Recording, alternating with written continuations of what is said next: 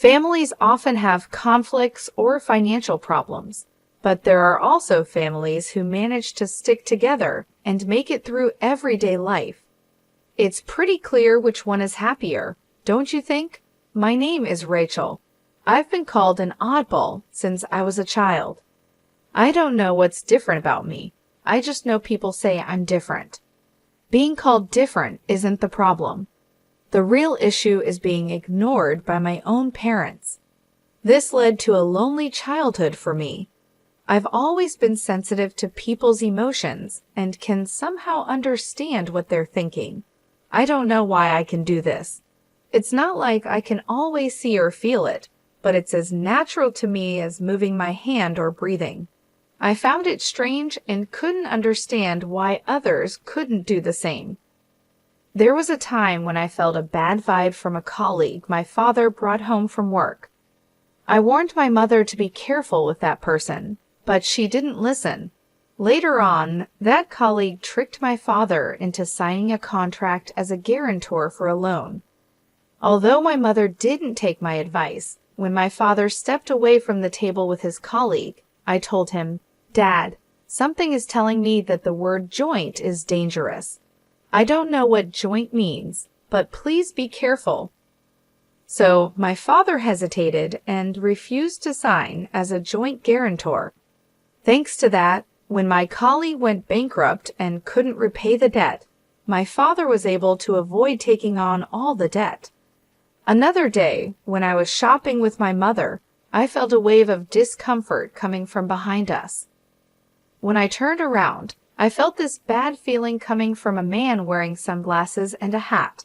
I said, "Mom, let's take that side street." I grabbed my mother's hand and moved to the side street. My mother was confused and asked what was wrong, but just as we moved, we heard someone shout, "Thief," from the street we had been on. The man with the bad vibe had snatched a woman's purse and ran off. The woman fell and got hurt badly. If we hadn't moved to the side street, the man's target would have been my mother. Things like this happened often, and people started to think I was strange and mysterious. My parents began to avoid me, and I felt lonely and isolated. What seemed normal to me was not normal to others. I started keeping my thoughts to myself. I stopped expressing my feelings because I knew normal people don't feel what I feel. If I didn't say anything, they wouldn't think I was weird. I would just be like a normal kid. I have a sister, Julie, who's 4 years younger than me. Unlike me, Julie is a regular kid. As the years went by, I became more withdrawn, but Julie just got cuter and more charming. It was clear who everyone preferred. Our parents started to favor Julie over me. They would say, "Julie is such a lovely girl, but Rachel seems to be a bit on the darker side." They noticed I had become less odd lately, but still thought I was different. What they called odd was me not talking about things only I could sense. It was my way of dealing with the world. I was tired of how this ability of mine was torturing me, so I tried hard to suppress it. I wondered if my attempts to hide myself and appear normal were making me seem abnormal, or if once labeled as the odd kid, that image just couldn't be erased. I grew up without much love from my parents. On the other hand, Julie received all the love, including what should have been mine. Julie, who was spoiled and pampered, sensed our parents being cold and distant toward me. She started to look down on me. "I don't like being around you. Your gloominess rubs off on me. I'm so cute, but your loner image brings me down." Julie started to insult me whenever she got the chance. Our parents lightly scolded Julie, but they never seriously tried to correct her. When I was in 8th grade and Julie was in 5th grade, she was scouted by a talent agency on the street. I knew it. It's because I'm cute. They said I could even appear on TV, Julie said, pleased with herself. She started dreaming big, and our parents didn't seem entirely against it. "You should calm down and think carefully." I sensed something shady about this. I spoke up, expressing the intuition that I had long suppressed because I didn't want Julie to get into trouble. Julie, who didn't know about my unique ability, said, "What's your problem? Are you just jealous because you're not cute and nobody approached you?" Don't say weird things and stop interfering with me." She seemed furious. Even my parents, who knew about my ability, either forgot about it or were too excited about Julie standing on the glamorous stage. They sided with Julie and criticized me. After that, I resolved to remain silent again. I told myself that there was nothing good in saying unnecessary things. One day, a student teacher came to my junior high school. He was a male college student who graduated from the school and wanted to be a physical education teacher.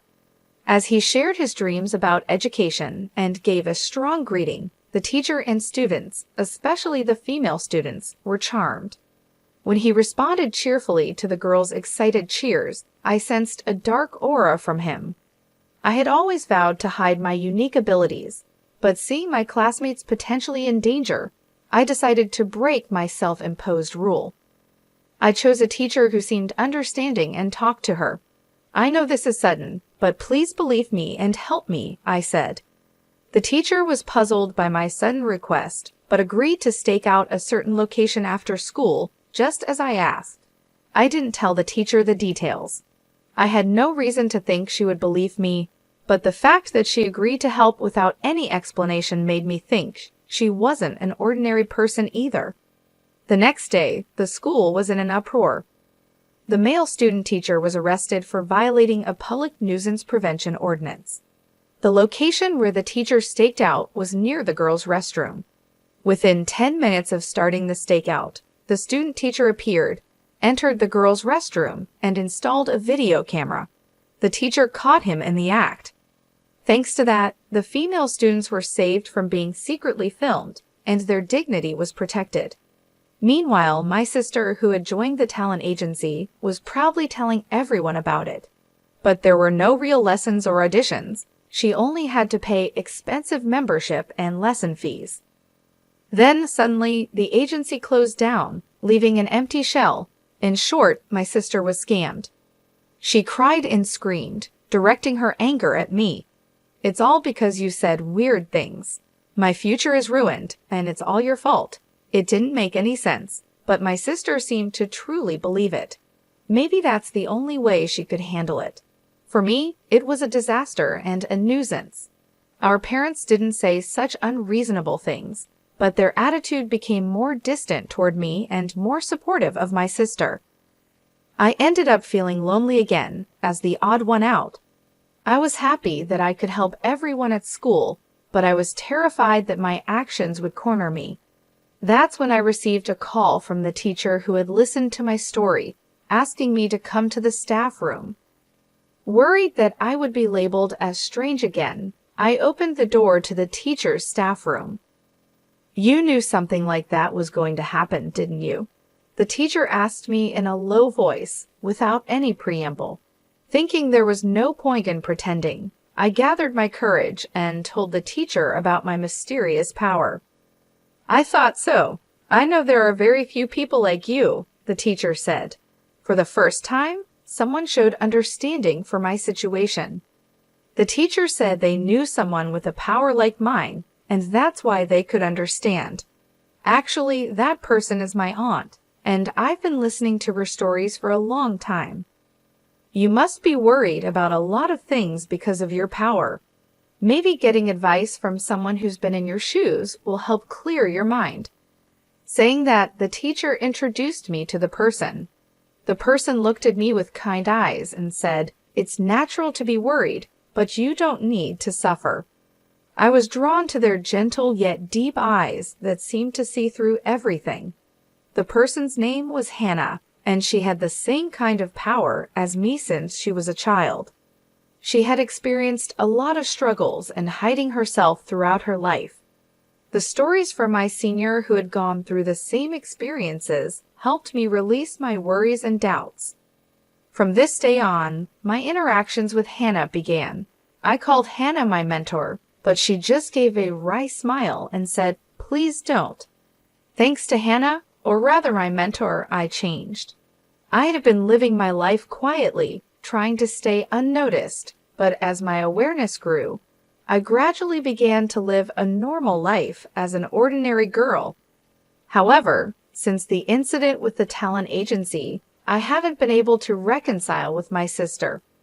If anything, it feels like we're drifting apart. It's become normal for her not to talk to me, and when she does, it's just to complain or insult me for no reason. I often have no idea what triggers her mood switches. My power couldn't predict my sister's emotional changes either. Just because you got into college doesn't mean you're all that. It's not even that great of a school, and you're so happy-go-lucky, she would say. My sister, who had hoped to get into her top choice high school, ended up at her second choice school. Because of that, she got mad when I got into my first choice college. It's not like I bragged to her. She just dissed me because of her own frustrations. Our parents only tried to appease my upset sister and kept their distance from me, as if telling me to stay away from her. It seemed that my sister didn't like the fact that I had become brighter since meeting my mentor. To my sister, I had to be a dark and gloomy girl who was inferior to her. But my sister is really smart. It was surprising that she failed her high school entrance exams. Of course, she was filled with frustration and poured all of that into studying at her new high school. As a result, she was at the top of her class for all 4 years and got accepted into a prestigious national university on her first try. I got into the most difficult university. Your college doesn't even come close to mine, she boasted. I lightly responded with, "That's true," to my satisfied sister because I knew nothing good would come from getting too involved with her. However, my sister thought that my light reaction was belittling her accomplishments and unleashed a barrage of verbal abuse at me. Both my parents were at their wits' end with my sister, who couldn't be calmed down once she lost her temper. All they could do was watch nervously. They blamed me for causing the trouble and eventually ended up calling me a troublemaker. I wanted to argue back about who the real problem child was, but I always swallowed my words to avoid complicating things further. Setting aside my sister's issues, as I approached college graduation, I had to seriously confront my own career path. I was no longer as introverted as I used to be. I still struggled with socializing and had little confidence in building good relationships with others. My ability allowed me to detect people's negative emotions. While I could sense positive emotions too, it seemed people were more prone to negative ones, which made detecting such negativity painful for me. Throughout my school life, I was tormented by these swirling negative emotions and had come close to losing faith in people. Could someone like me really manage to work at a company? I decided to consult my mentor about this dilemma. I wanted to learn how she had overcome similar issues, as I was sure she had faced them as well. I have experienced the same worries as you. Maybe you should consider doing the kind of work I do, she suggested. My mentor used to work as a fortune teller and a counselor, helping people resolve their problems. She could use her abilities to their fullest extent and contribute to the world and people around her. Also, she was able to work freelance, which meant she didn't have to belong to any organization. This way, there were fewer chances of getting entangled in human relationships or being affected by other people's emotions. "It's the perfect job for people like us," she said. Encouraged by my mentor, I decided to pursue the same line of work. She taught me everything from how to do the job to how to acquire clients. Nowadays, thanks to the internet, it's possible to work from home without any issues. When I told my parents and sister that I would not seek employment after graduation and work from home instead, they responded, "What's that? What kind of job is that? Seems so dumb. You'll be home all the time. At least make sure to do the housework. Can you even make a living doing that? How will you cover living expenses? Well, as long as you contribute to the household, do whatever you want." While I expected such a response from my parents, it made me feel a little lonely that they didn't support me more. I felt sad thinking about their demands for housework and money. My mood darkened, and so my life working from home began. At first, I didn't have any job requests and struggled day by day. But with my mentor's help, I gradually got the hang of it and started to make a living. For about a year, I couldn't contribute financially to the household, so I focused on doing the housework. My dad seemed unsatisfied, but my mom was relieved and kept him in check. After about a year, when I finally started contributing financially, my dad mocked me by saying, "Oh, finally, you're able to earn some pocket change, huh?" But I could tell he was actually quite satisfied with the money. However, even though I was contributing, the amount of housework I had to do didn't decrease, and our lives remained unchanged.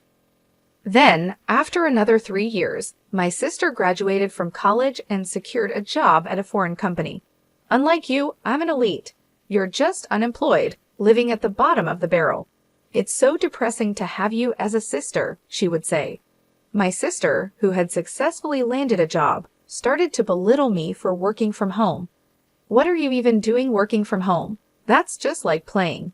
You're nothing more than a parasite living at home." At times, she'd say, "It's really weird not to work outside. I'm working hard, earning everyone's respect, and now I've been promoted to team leader. My pay is going to increase, and I'm probably earning about 5 times more than you. There's no way a homebody like you can earn that much." My sister, who was promoted to team leader after only a year and a half at the company, kept one-upping me and looking down on me. She boasted about her good salary, but hardly contributed any money to the household, and didn't help with the chores at all. Laundry, cleaning, preparing meals, everything was dumped onto Mom and me. When I say Mom and me, Mom mostly left it to me, so I was basically doing everything. Whenever I said to her, "Julie, you should take care of yourself a little. You shouldn't just spend all your money on fun. You should contribute to the household too," she just dismissed me, saying, "You, the unemployed, can handle the chores. I'm saving my money for my future." Our parents also just let her do what she pleased for some inexplicable reason of, "It's Julie, it can't be helped." I was used to my current lifestyle, and it was a comfortable environment for me to work, so I wanted to keep it that way. But I was starting to consider how to take care of myself. Then came the bombshell announcement from my sister. Without any prior warning, both our parents and I were taken aback as she continued, "He's a real elite with an annual income." She sneered at me and added, "Marriage is just a pipe dream for someone unemployed like you, isn't it?" She said she would bring her boyfriend over the next Sunday. With the rapid succession of sudden developments, Sunday came, and we were still reeling. The man my sister brought along looked like a successful young man, impeccably dressed in a sharp suit. "Nice to meet you. My name is Jack," he said. "I would like to ask for your permission to marry Julie," Jack said, greeting us properly and showing good manners. "Isn't he wonderful? Just as I said, I'm going to be so happy with this man," Julie gushed. "So Jack, what do you do for a living?" Dad managed to ask, clearly impressed by Jack's presence. "Yes, I'm currently training at a company that my father knows," Jack replied. We were puzzled by the word training, and then Julie said gleefully, "His father is the president. He's training now to take over the presidency in the future." My sister seemed over the moon about becoming a future president's wife. Afterward, we had various conversations, and Jack left stylishly. There were a few things that made me raise an eyebrow during the conversation, but my parents were thrilled with the high-status man. However, I felt an inexplicable dark shadow from that seemingly refreshing and good-natured man, Jack. It was something only I could sense, so I didn't know how to explain it. I could no longer remain silent, fearing that marrying a man with hidden issues would make my sister unhappy. "Julie, you've only been dating him for less than 4 months. You might want to understand him a little more before deciding to get married," I cautioned, driven by a strong gut feeling. "Sis, he's an elite and a future CEO. You won't find anyone better than him." "Oh, I see. You're jealous, aren't you?" You're bitter because you're comparing your life to my happy one. Poor jobless sis, she retorted. Even our parents got angry at me for interfering with Julie's happiness. You're just unemployed, so at the very least, stop interfering with your sister's happiness, they said. It was clear that our parents were hoping to secure a comfortable old age by marrying Julie off to a wealthy man. Frustrated by my inability to effectively communicate my concern about the dark shadow I sensed looming over Julie, my head was spinning. In the meantime, the two got engaged, and a meeting between both families took place. Jack's parents, like him, carried an air of freshness about them, but I felt the same ominous cloud hidden behind them. However, I was unable to convey this danger to my overjoyed sister and parents. Before I knew it, the day of the wedding had arrived. The CEO of our company is attending today's reception. Can you comprehend how much I'm appreciated and anticipated in my company? I guess it's a kind of honor that a shut-in like you wouldn't understand, my sister said gleefully before leaving the house. She always included some derogatory words directed at me. At the wedding ceremony held at a hotel, the couple who pledged eternal love to each other entered the reception hall. Watching my sister, who was beaming with joy, I worried about how long this happiness would last. As my sister mentioned, the CEO made a keynote speech, full of praise for her, which delighted her. Once the speeches were over, food and drinks were served to each table. There were all sorts of delicious-looking dishes, but I started to feel a sense of discomfort. Gradually, I realized that no dishes were being served in front of me. At first, I thought my meal was just late, but other tables were already being served drinks, appetizers, and so on, one after another. Clearly, something was off. Nothing was being delivered to me. People at the same table began to notice this oddity and started whispering among themselves. At that moment, my sister came over to me and whispered into my ear with laughter in her voice. We didn't prepare free meals for the unemployed. After all, it's such a waste to serve such food to a jobless person. You should just eat potato chips at home. Just leave your gift money and go home. This outrageous remark was spoken loudly in my ear, and my ears rang. Jack, sitting at the groom's table, was grinning and nodding. Even our parents, who at first seemed surprised, said, "Well, it's true, Rachel is jobless after all." I was first taken aback, then a wave of anger surged up within me. I never thought you'd stoop this low, sis. Mom and Dad, this is unacceptable. How could you accept such rudeness? My parents just scowled at me, never bothering to reprimand my sister. Fine, I get it. I'm leaving, but don't come crying to me later, I said. You sound like a sore loser, she shot back. Amidst the chaos of this unbelievable turn of events, a man suddenly stood up. Sorry to interrupt. I'm the groom's brother, Larry.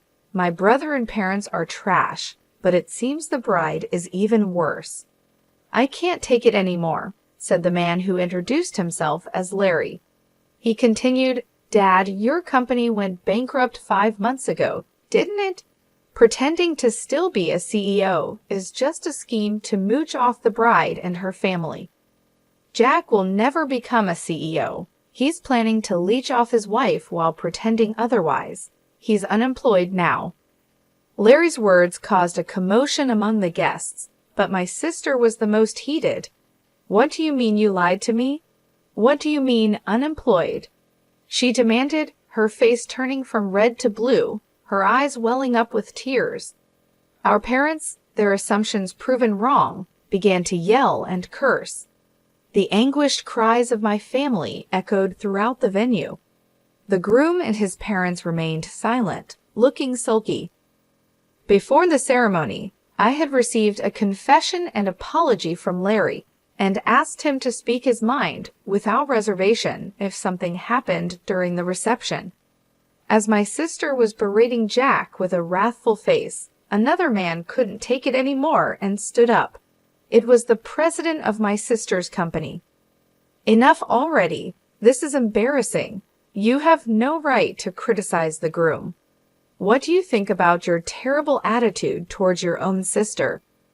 The president's angry voice made my sister's face contort in fear. For one, I didn't attend your wedding for your sake. I wouldn't have come if you weren't the sister of Rachel. Suddenly, my name was mentioned by the president, and my sister's eyes widened in surprise. Huh? Who are you talking about? Rachel is a goddess to many of us business owners, rescuing countless companies from the brink of collapse, he continued. In fact, with the guidance of my mentor, I have been working as an advisor for corporate revitalization and growth. Starting with fortune-telling and life consultation, I used my abilities to show companies the path they should take. All my advice was spot on, and the companies that sought my help experienced a rapid resurgence in business, achieving a V-shaped recovery.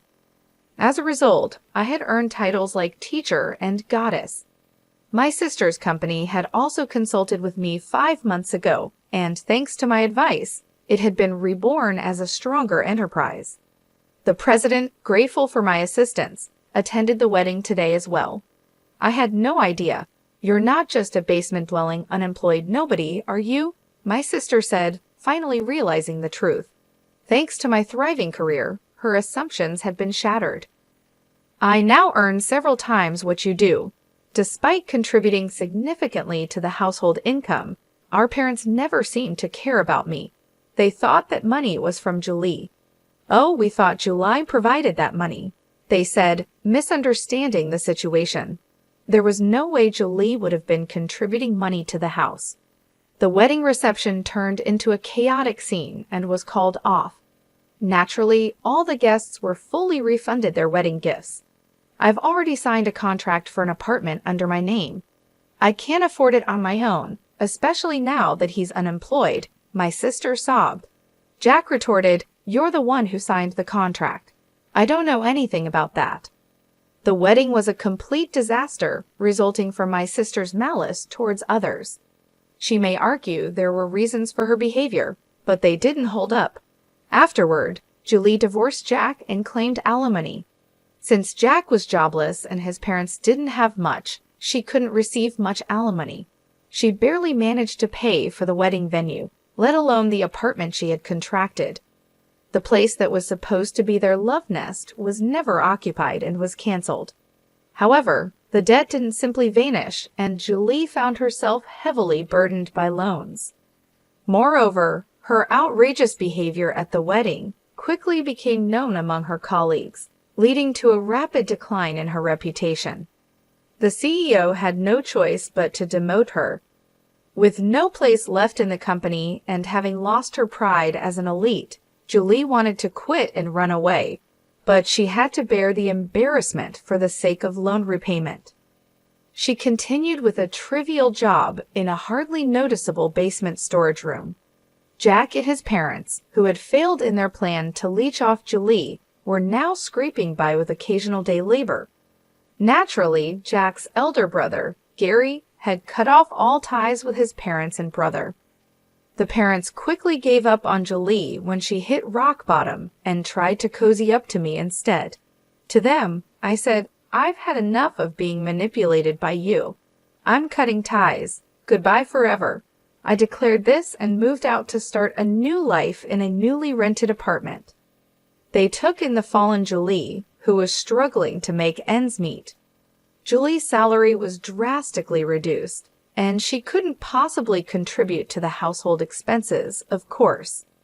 I stopped the money I was contributing to the house as well. Without my financial help and unable to lower their standard of living, our parents quickly became exhausted and struggled every day to make ends meet.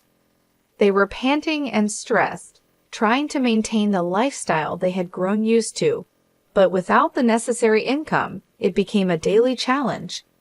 On the other hand, my work was thriving. I was able to guide many companies and individuals in the right direction, using my abilities to help them succeed. My reputation grew, and more clients sought my advice. This success brought me a sense of fulfillment and financial stability. It felt good to finally be appreciated for my skills and to see the positive impact I was making on others' lives. After the wedding incident, I started dating Larry.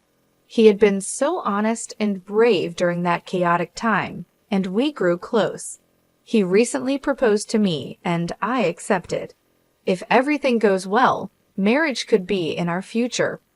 Larry is a man of pure heart, with no dark shadows lurking within him. Unlike the people my sister had surrounded herself with, Larry was genuine and kind. I'm looking forward to building a happy life with Larry. Together, we dream of a future filled with love, mutual respect, and understanding. With him by my side, I feel a sense of hope and excitement for what lies ahead. We've talked about our plans, our dreams, and how we want to support each other in everything we do. As I reflect on everything that has happened, I feel a mix of emotions. I am relieved to have cut ties with my parents and sister, who never appreciated me. I am proud of the person I have become, despite the challenges I faced, and I'm grateful for Larry, who has brought light and love into my life. Looking forward, I see a bright future. I am excited about the possibility of marriage with Larry and the life we will build together. With him, I know I will never have to hide who I am or feel unappreciated.